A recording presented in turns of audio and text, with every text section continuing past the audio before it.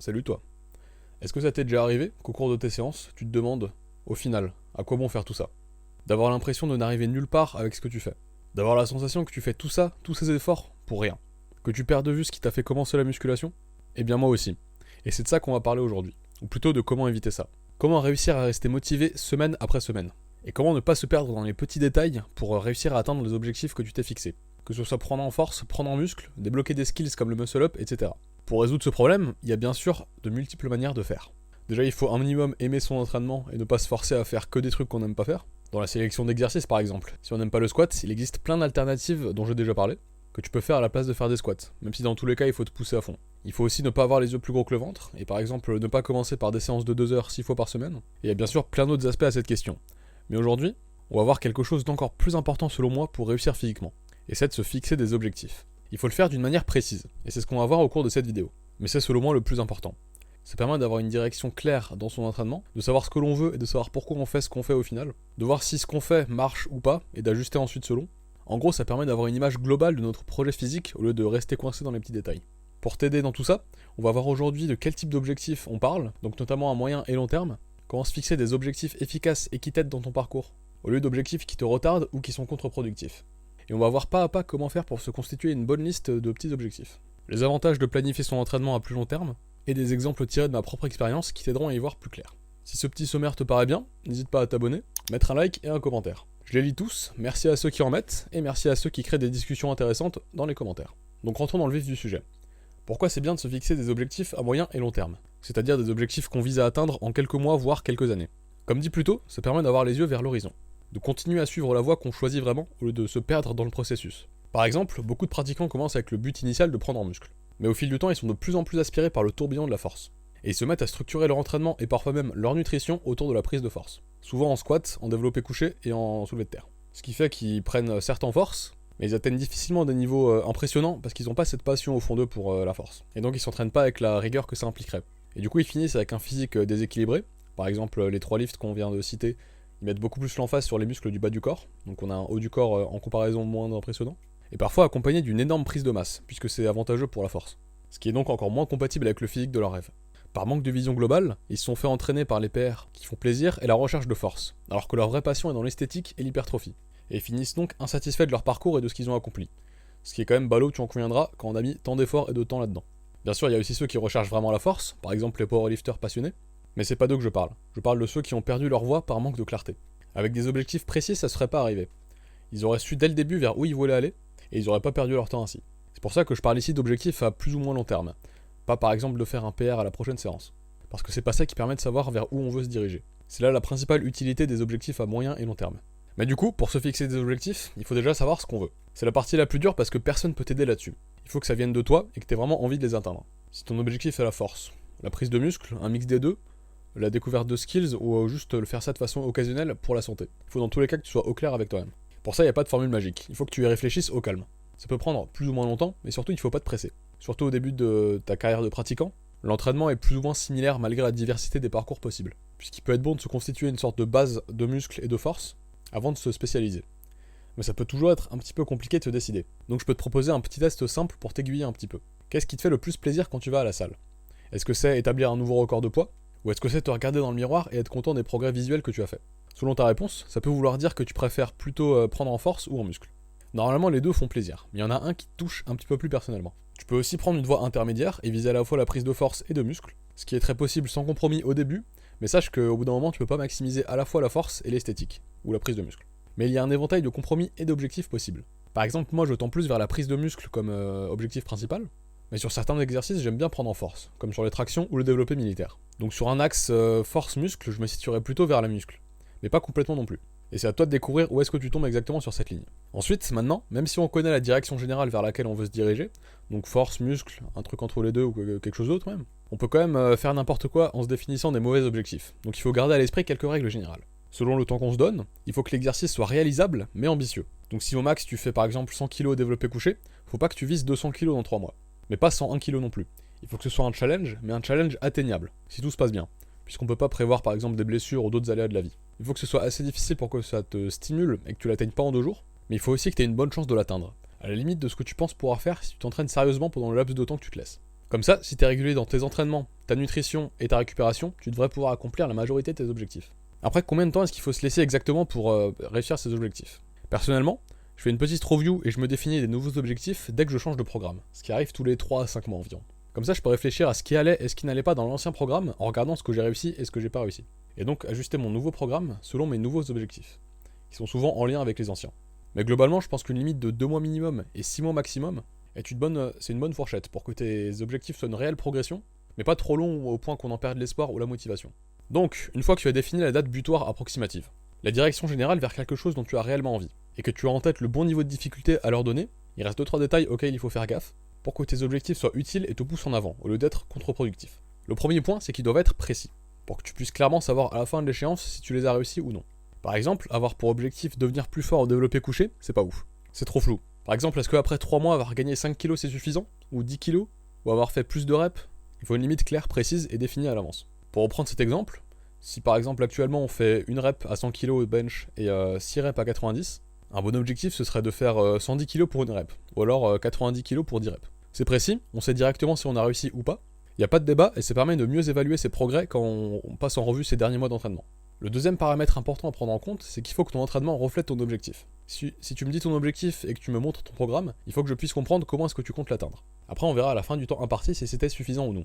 Mais il faut qu'on puisse atteindre l'objectif que tu t'es mis avec l'entraînement que tu fais. Par exemple, si tu veux progresser dans ton bench, prendre disons 10 kg développé couché, il faudra avoir au moins 2 ou 3 fois par semaine des mouvements de poussée horizontale, avec un nombre de reps adapté. Plutôt bas si tu veux prendre en force, au moins sur quelques séances à travers la semaine, voire différentes variations comme du développé couché incliné ou aux haltères, etc. Tout ça peut être un petit peu touffu. Donc je te mets un résumé et tu peux mettre en pause si tu veux relire tout ça tranquillement. Et en attendant, je vais clarifier tout ça en te montrant des exemples tirés de mes propres programmes. Donc les premiers objectifs que je m'étais fixés, c'était à la fin de l'été 2023, quand je commençais un nouveau programme. Avant, j'avais déjà quelques objectifs en tête, mais rien de concret ou de précis. Et c'est donc à partir de là que j'ai commencé à utiliser cette technique des objectifs à moyen et long terme. Mais au début, un petit peu timidement. Mes seuls objectifs, c'était de réussir à un développé couché à 120 kg pour une rep, et pareil pour le soulevé de terre, le deadlift à 190 kg.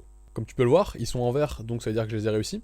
Donc pour une première fois, c'est plutôt un succès. Mais maintenant, voyons le programme de plus près pour voir quels moyens je m'étais donné pour les atteindre. Pour le bench, je faisais des poussées horizontales 3 fois par semaine. Le lundi, à la première séance upper body, donc haut du corps, je faisais la variation classique, celle sur laquelle je voulais faire 120 kg. Pour plutôt lourd, donc de 4 à 7 reps. Le jeudi, deuxième séance upper body, je faisais du développé couché avec la prise serrée ou aux haltères inclinés, deux variations qui permettent de prendre en force sur l'exercice principal, tout en nécessitant moins de poids et donc en créant moins de fatigue. Ensuite, je faisais aussi des exercices pour spécifiquement prendre en muscle dans mes pecs. Ce qui au final, avec plus de volume et plus de fibres musculaires qui sont plus grosses, etc., ça permet d'avoir un potentiel en force plus élevé.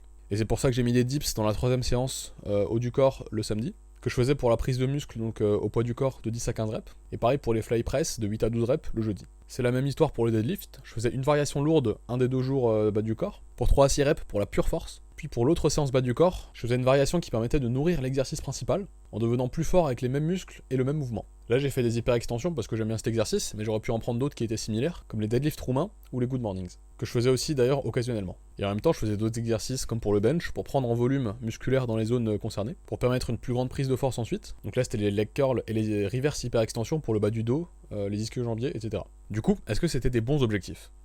En soi oui, ils étaient précis, et adaptés à mon niveau, puisque j'ai dû mettre 3 mois et quelques à les atteindre, alors que j'ai utilisé ce programme pour 4 mois environ, et le programme reflète mes objectifs. On pourra alors se poser la question de pourquoi c'était uniquement des objectifs de force, alors que mon objectif principal c'est l'hypertrophie. Et c'est parce que globalement, si notre technique reste constante, prendre en force veut souvent dire prendre en muscle. Surtout si on fait des séries de plus de 5 ou 6 reps, comme je le fais dans ce programme. Mais c'est vrai que c'est pas complètement cohérent. Une autre raison, c'est aussi que mesurer le progrès en prise de muscle est moins direct et un peu plus flou qu'avec la prise de force. Pour évaluer une prise de force, on regarde juste combien de poids on soulève, mais pour la prise de muscle, c'est un peu plus compliqué. Il faut mesurer les muscles directement avec un mètre-mesureur, etc. Donc c'est pas le truc le plus compliqué du monde, mais pour avoir des résultats fiables, c'est plus complexe. Et j'avais pas encore acheté de mètre-mesureur adapté, et j'ai procrastiné ça pendant quelques semaines, du coup j'ai pas eu le temps de faire des bons objectifs d'hypertrophie pour cette phase de mon entraînement. Mais j'ai corrigé tout ça dans le prochain. Donc pour ce deuxième programme et cette deuxième série d'objectifs, que j'ai suivi globalement de janvier à juin, j'avais plus d'objectifs, ils étaient plus divers dans leur nature, et j'ai directement spécifié comment je voulais les atteindre en créant le programme, ce qui aide à ce que celui-ci soit plus directement dirigé vers leur accomplissement. Dans l'ordre, j'ai d'abord fait un Small Off Junior en squat, qui est un type de programme pour s'améliorer au squat, donc ça c'est très simple, soit je finis le programme, soit je le finis pas. C'était pour améliorer ma technique et ma force au squat, et au final j'ai réussi, même si c'était quelques semaines compliquées. Ensuite c'est le premier objectif d'hypertrophie pure, et là c'était d'avoir des bras de 15 pouces et demi, ou alors 40 cm dans le meilleur des cas. Je l'ai mis en pouces et pas en centimètres, Parce que quand je cherchais ce qui était raisonnable ou non en termes de prise de muscle dans le bras, j'ai trouvé ça chez un youtubeur américain qui parlait en pouces plutôt qu'en centimètres, et du coup je me suis basé sur ça. Bref, j'ai tout juste réussi cet objectif. À la fin juin, j'avais des bras de 39,5 cm de circonférence, alors que 15 pouces et demi c'est 39,37. Donc j'ai pris 1 cm ou 1 cm et demi selon le bras qu'on prend. Ce qui est honnête, mais j'aurais sûrement pu faire mieux. Je comptais réussir ça en intégrant des bons objectifs pour les bras dans mon programme, donc pour les biceps et les triceps, et le tout 3 fois par semaine. Mais j'ai ajusté mon programme suivant pour avoir un petit peu plus d'emphase sur les bras. Ensuite, premier objectif que j'ai échoué, qui est de tenir le drapeau humain pendant 5 secondes. Je comptais l'atteindre avec un entraînement bi-hebdomadaire, mais au final j'ai pas réussi. Est-ce que c'était raisonnable de base? Je sais pas trop, mais dans tous les cas, j'ai très vite arrêté ces petits entraînements. Parce qu'en fait, j'avais pas vraiment envie de réussir ça au fond de moi. J'étais juste hypé pendant quelques jours autour du drapeau, pendant que j'étais en train d'écrire ce programme, mais ça me motivait pas de fou en final. D'où l'échec du projet. Et au final, c'est pas très grave, puisque c'est même pas un objectif que j'ai remis ensuite. L'envie m'est juste passée. Ensuite, il y a avoir des pecs plus volumineux, ce qui fut un grand succès malgré le manque de précision de l'objectif. Je le considère réussi parce que j'ai pris 5 cm de tour de torse, ce qui est vraiment pas mal.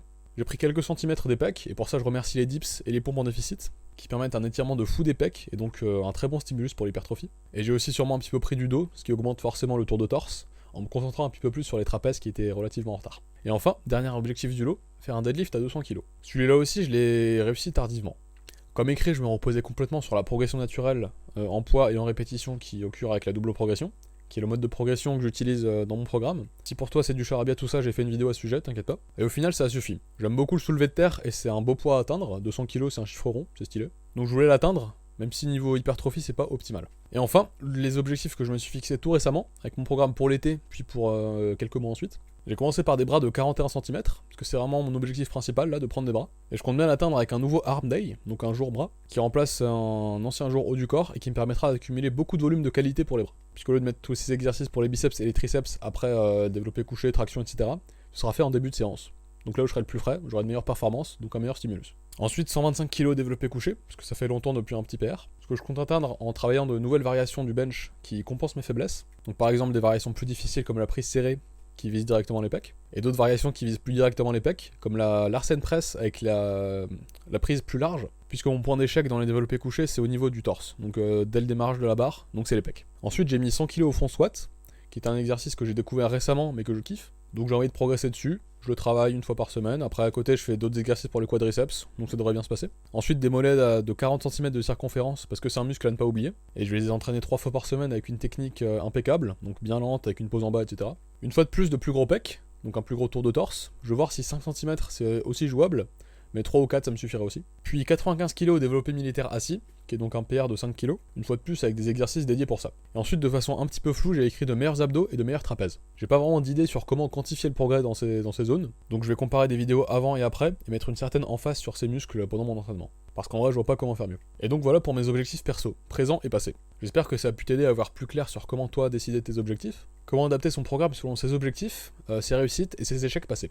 J'essaye donc de les faire les plus précis possibles, ce qui est parfois compliqué voire pas possible, mais surtout ils sont difficiles mais possibles. Il faut vraiment viser cet entre-deux stimulant entre pas trop facile et pas trop dur, qui est la clé de bons objectifs qui nous poussent vers l'avant. Et après si on échoue un objectif, c'est pas dramatique. Si on y était vraiment presque, c'est soit qu'on était un petit peu trop ambitieux, ou alors pas assez régulier. Ou alors qu'on a eu un petit imprévu, par exemple une petite blessure. Et si on n'y était pas du tout, il faut essayer de comprendre pourquoi c'est arrivé. Dans tous les cas, il faut prendre ça en compte dans ses prochains programmes et dans ses prochains objectifs pour continuer à avancer vers là où on veut aller de façon efficace. Et voilà pour cette petite présentation de l'utilité et de la pratique de se fixer des objectifs en musculation. Même si globalement ça pourrait aussi s'appliquer à d'autres domaines. Si ça t'a été utile, abonne-toi.